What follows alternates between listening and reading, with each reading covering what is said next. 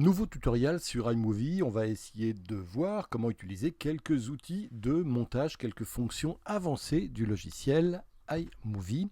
La première des choses à faire avant d'utiliser ces options un peu avancées, c'est de vérifier que l'affichage des outils avancés est bien coché dans les préférences. C'est-à-dire qu'il faut qu'on aille dans les préférences ici et que l'on vérifie que ce petit onglet ici, afficher les outils avancés, est bien coché. On le fera systématiquement. On peut fermer les préférences cette fois-ci et commencer.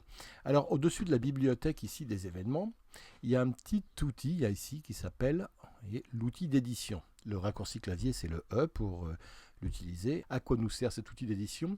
À faire un pré-montage très rapide, c'est-à-dire à sélectionner rapidement des plans qu'on va ensuite affiner dans le montage. Vous voyez ici j'ai mon montage qui pour le moment est vierge, j'ai encore rien fait.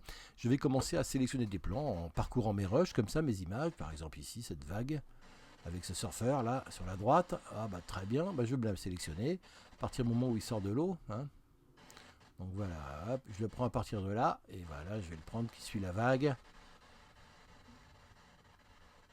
voilà, jusqu'à ce qu'il sorte à peu près de mon plan ici. Vous voyez cette petite sélection jaune que pour le moment je tiens encore à la souris, il suffit que je la lâche et pouf, automatiquement elle va venir se placer au début de mon projet. Et ici il y a la zone orange qui indique ce que j'ai pris dans mon projet, la partie de mes images que j'ai pris dans le projet. Je rappelle qu'après avoir analysé ici mes projets, ces petites indications rouges signalent un tremblement excessif ici dans l'analyse de l'image. Donc je vais aller directement à côté. Voilà cette vague ici qui arrive, je la sélectionne rapidement ici, paf, elle se colle ici. Je vais derrière là où ça bouge pas trop, ici, et par exemple je me prends un autre petit bout de plan, paf, ça va très vite, ici vous le voyez, pour sélectionner des petits bouts de plan.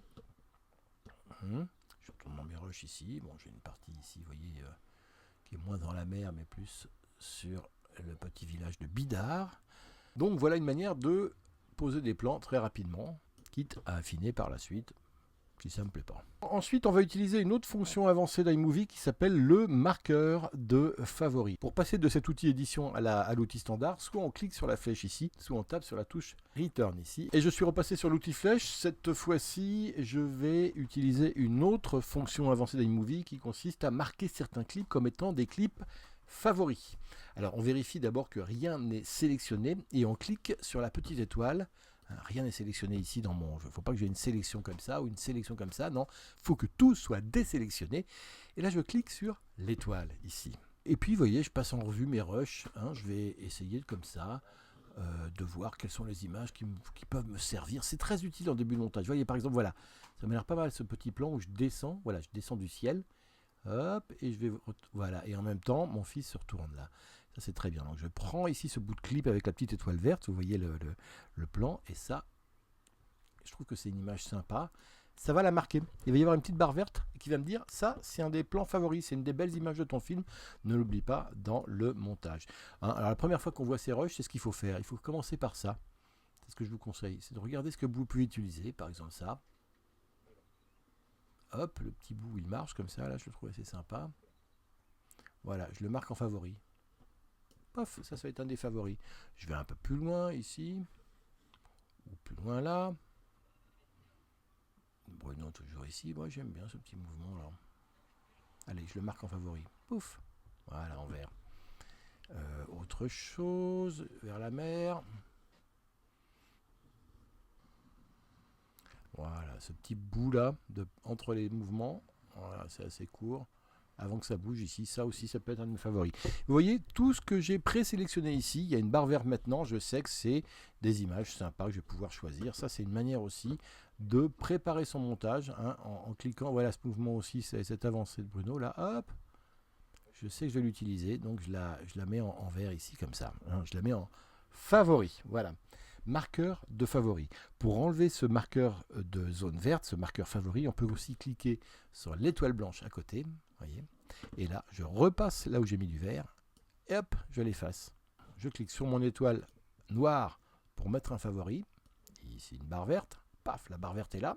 Je clique sur l'étoile blanche. Je resélectionne tout ça. J'enlève mon vert. Comme si je gommais la barre verte au-dessus de mon petit plan. Quelques raccourcis clavier, donc on a vu la touche E pour passer de la flèche à l'éditeur, ici. F pour favori, ici.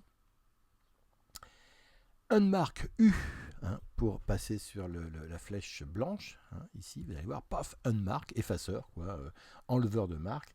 Et R pour rejet. Rejet, c'est quoi R? Vous allez voir, c'est cette zone-là. Alors là, c'est une zone quand on sait que ça bouge trop, comme par exemple ici, c'est inutilisable. Effectivement, je peux le sélectionner. Ça me met une barre de rejet, ça me l'enlève carrément des rushs. Cette zone-là, vous voyez, qui avait été analysée comme étant en tremblement excessif. Si je veux l'enlever, je me mets sur la petite croix de rejet, hop, et je l'enlève carrément des rushs. Elle disparaît, hein, on ne la voit plus. Ça, c'est qu'est-ce qu'on a encore? Cette zone-là ici, qui est entièrement de nuit et pas belle du tout. Je la sélectionne, elle n'a rien à faire ici. Pof, elle s'enlève. Hop, celle-là aussi. Pof, tout ce qui était en tremblement excessif, je peux très rapidement l'enlever. Comme ça, je n'ai même pas le risque de devoir l'utiliser. Je l'enlève. Ici, cette partie-là, je l'enlève également. Vous voyez, donc c'est le rejet U avec un raccourci clavier qui est le R. Autre fonction avancée d'iMovie, le plan de coupe, l'utilisation d'un plan de coupe. iMovie a prévu comment placer rapidement un plan de coupe par-dessus un plan déjà présent dans le montage. Exemple ici, vous voyez, j'ai ce mouvement ici entre, là, si je le mets en lecture, voilà, Bruno qui recule et qui avance tout d'un coup. Alors c'est pas très esthétique de mettre les deux. Donc il faudrait que je mette un plan de mer au-dessus, juste au-dessus de la jonction, entre les deux, par-dessus, pour que l'enchaînement paraisse un peu plus limpide que là. Alors comment faire pour faire un plan de coupe? Donc, je reviens sur mon outil flèche, je prends le plan de coupe que je vais vouloir utiliser, par exemple ça va être ce petit plan là, comme ça, ce petit bout là, juste ce petit bout là. Je le prends, et je vais le poser sur le plan ici, hop, pouf. Un menu pop-up s'affiche, une fenêtre s'ouvre, on choisit plan de coupe, vous voyez ici. Hop, vous le voyez, le plan vient se mettre au milieu. Ici, quand on lit, tout d'un coup, bah voilà, il y a un petit plan qui vient s'insérer entre nos deux plans. Et ce plan de coupe, on peut le déplacer. On peut dire, tiens, je le fais entrer plus tôt. Voilà. Et c'est lui qui vient. Vous voyez, c'est comme une deuxième piste vidéo dans Final Cut. On peut l'animer très facilement comme ça. On peut l'allonger aussi, le plan de coupe, hein, comme ça. Plus long, ou au contraire le raccourcir, le rendre beaucoup plus court. On peut jouer avec, vous le voyez, et le déplacer très simplement. On peut le fondre, hein, ce plan de coupe, en entrée et en sortie. On double-clique dessus, et vous voyez, bon, mon inspecteur s'ouvre, et dans mon inspecteur, on peut régler sur fondu en plan de coupe, voilà, ici, soit aucune du tout, soit un fondu manuel qu'on va régler à, bon, par exemple, 0,20, voilà, on relie. Voilà, le plan de coupe arrive et ressort en fondu. On redouble-clique dessus si on veut le changer. Ou on peut aussi régler son opacité. C'est-à-dire, on vient le poser, vous voyez, mais le plan derrière, mon Bruno, il reste quand même visible. Voilà. Alors c'est vrai qu'on veut un vrai plan de coupe, en fait, on le fait rentrer en opacité totale avec un petit fondu plutôt plus court, comme ça. Allez, on essaye. Ouais, c'est un fondu, on l'a même pas vu. Hein. Voilà, comme ça. Un peu trop là. Voilà. Voilà. Bon plan en fondu. Alors on peut avoir un problème avec l'audio. Par exemple ici, le son de mer, je ne suis pas certain d'en avoir vraiment besoin. Dans ce cas-là, on double-clique dessus, on choisit l'ajustement audio ici. Et bah, le volume, on le descend à 0. Et là, tout d'un coup, on n'en a plus besoin. On l'a plus ce son. Il recule. Ou alors on peut choisir de le garder un tout petit peu, on le remonte un tout petit peu. Voilà, comme ça. À 47% ici par exemple. Je relis. Il recule. Voilà. On essaiera de revoir encore un petit peu ce que peut nous offrir iMovie dans un prochain tutoriel. À bientôt.